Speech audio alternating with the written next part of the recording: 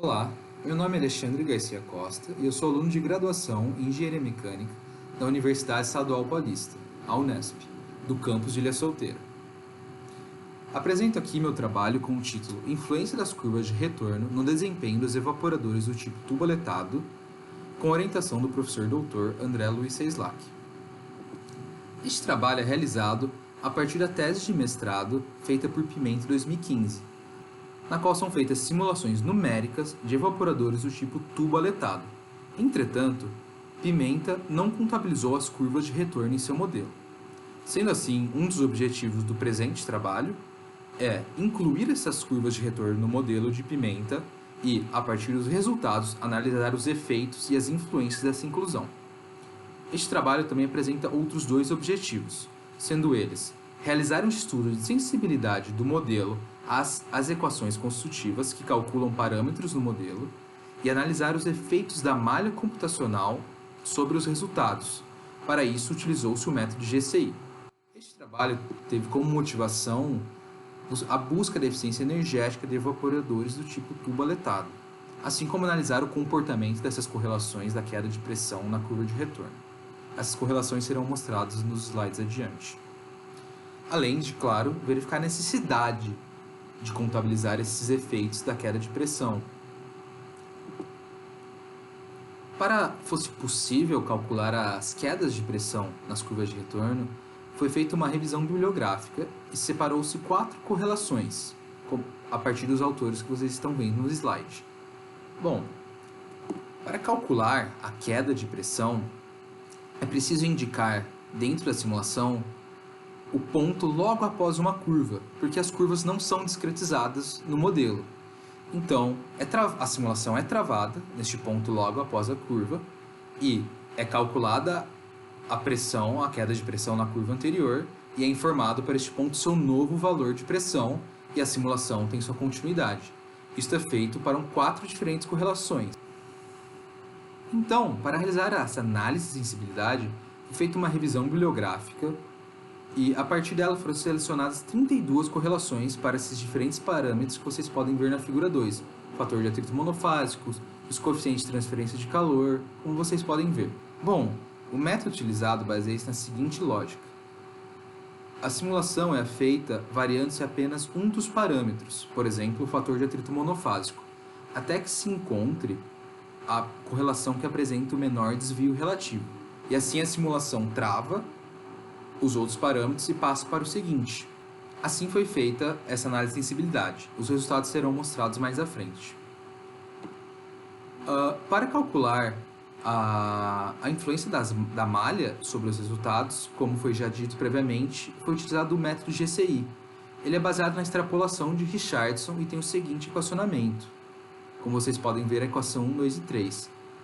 A equação 3, a variável f, assim como aparece na equação 2, pode ser qualquer variável do seu problema. No nosso caso, foi escolhida a capacidade de refrigeração, sendo F1 para a capacidade de refrigeração para a malha mais refinada, menos refinada, e F3 para a malha mais refinada. Aqui estão apresentados os resultados. Foram utilizados 3 evaporadores diferentes. O primeiro deles, como a figura 3 ilustra, é o evaporador apresentado por Liang, um evaporador que foi simulado em regime permanente e que tem uma geometria de apenas uma fileira e 4 tubos, que no total apresentam apenas 3 curvas de retorno. A figura 3 mostra a variação do gradiente de temperatura tanto para o ar como a parede do tubo do refrigerante e mostra os resultados numéricos que Pimenta conseguiu e os resultados do presente modelo utilizando as 4 diferentes correlações para a queda de pressão nas curvas de retorno. Como existem apenas 3 curvas nesse evaporador que é pequeno, vocês podem ver a partir da figura que os resultados ficaram muito parecidos. A adição das curvas de retorno não influencia em grandes diferenças. A figura 4, ainda referente ao evaporador apresentado por Liang, mostra a queda de pressão ao longo de todo o evaporador. Se vocês notarem nesses pontos que eu apresento com o mouse, aqui estão as curvas de retorno. Essas quedas das perdas localizadas mais acentuadas, como se esperam de perdas localizadas. Entretanto, Ainda assim, é pequena a diferença entre a linha vermelha, que representa os resultados numéricos de Pimenta, e as outras 4 linhas, que apresentam os resultados do presente modelo, devido à geometria deste evaporador. O segundo evaporador, apresentado por Guia em 1995, foi simulado de forma transiente, em regime transiente. E dessa vez tínhamos os resultados experimentais apresentados pelo autor. Entretanto, a geometria utilizada foi a mesma no último evaporador utilizado, apenas uma fileira e 4 tubos e um total de 3 curvas de retorno. Essa figura, a figura 5, apresenta o grau de superaquecimento em relação ao tempo decorrido da simulação. E, devido à geometria, os resultados seguiram a mesma linha dos resultados anteriores, uma pequena diferença não notável a partir dos gráficos. O terceiro evaporador utilizado é um evaporador com características geométricas diferentes. É um evaporador com 4 fileiras e 5 tubos, que no total apresentam 19 curvas. A figura 6 mostra a queda de pressão ao longo de todo este evaporador. Como vocês podem ver, as quedas nas curvas ficaram bem explícitas, né? Nessas escadinhas, parece um gráfico de escadas. E a diferença ainda pequena entre os resultados numéricos de Pimenta, que não contabilizam as curvas, e os meus resultados, mas existe uma diferença. A figura 7, que também é muito importante, mostra a capacidade de refrigeração em função da vazão em massa de refrigerante. Aqui temos os dados experimentais de Mello, os dados numéricos de Pimenta e os dados do presente trabalho. Existe uma pequena variação entre os 3 diferentes dados e suas origens. Entretanto, ainda assim, mesmo com as 19 curvas, nota-se que a inclusão das curvas de retorno ilustradas pelo presente modelo não dão grande diferença nos resultados. Aqui estão as tabelas que mostram em valores essas diferenças. A tabela 1 mostra os relativos médios da queda de pressão ao longo do evaporador em relação aos dados de Pimenta 2015. Para deixar claro, o evaporador apresentado por Mello, de 4 fileiras e 5 tubos, esses dados. Como vocês podem ver, os desvios relativos médios não chegam a 1%. Ou seja, vocês podem ver que a inclusão das curvas de retorno é algo basicamente irrelevante. Entretanto, em relação à capacidade de refrigeração, este valor chega a 1,7%. E mostra que, apesar de ser maior esse valor, o desvio relativo médio da capacidade de refrigeração ainda é um valor muito pequeno. Outros resultados para os outros objetivos foi que, depois de rodar todas as simulações possíveis para cada parâmetro, encontrou-se um grupo de correlações que apresenta um desvio relativo médio de 1,05% em relação à capacidade de refrigeração. Esse grupo de configurações, ilustrado pela figura 8, mostra cada correlação que deve ser utilizada para cada parâmetro do problema.